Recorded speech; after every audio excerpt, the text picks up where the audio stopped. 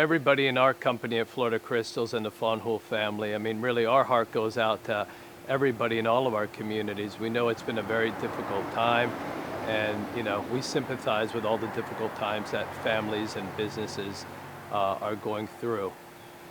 For Florida Crystals, it's obviously been equally as difficult as it is for everybody else, but our doors have stayed open during this time.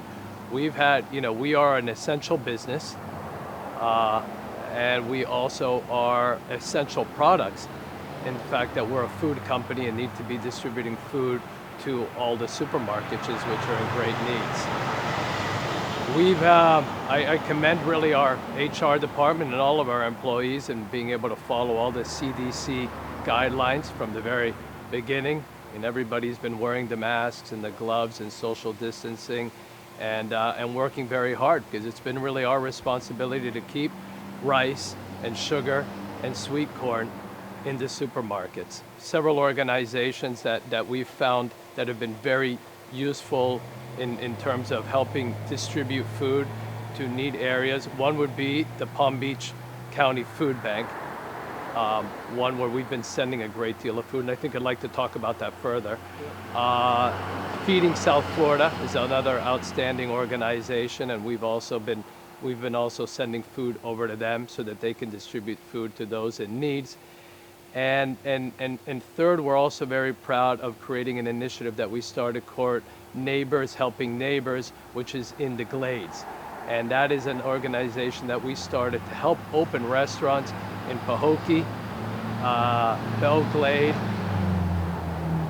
and in South Bay, in order to get restaurants up and running and distribute hot meals. As of this Saturday, we will have distributed 15,000 hot meals to seniors, to veterans, to single families, to children.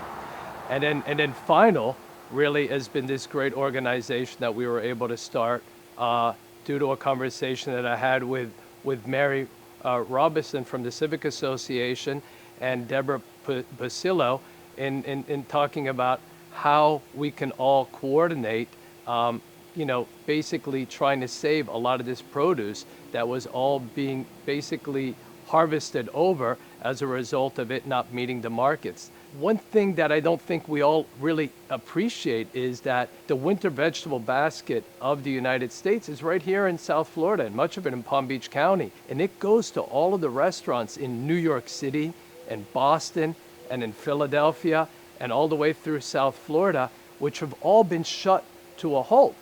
And as a result of that, there's sweet corn, there's cabbage, there's lettuce, there's radish, all of these different products which otherwise had no home to go to. The Civic Association, Mary had watched and Deborah had watched 60 Minutes several weeks ago, and there was news about that, and they said, how can we come up with a way to help these local family farmers who have these wonderful businesses? And my job was to help coordinate some of these wonderful, generous family farmers. Mary put together the Civic Association. We have all these super generous members of our community right here in Palm Beach who are donating generously to this organization called Save Our Produce Initiative. And Deborah, from her angle over at the food bank, that she knows it very, very well. And with this great spirit of collaboration, we've been able to put together a wonderful food distribution network for the next 4 weeks. It's really until Memorial Day when it all drops off, and then all the farming goes up to the north.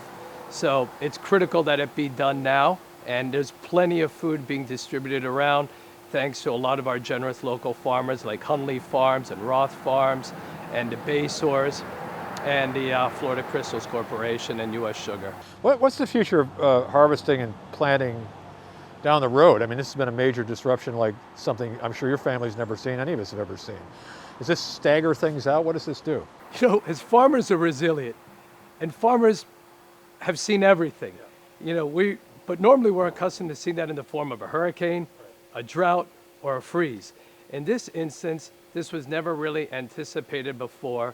But with that said, farmers are here to feed America, and farmers will always feed America.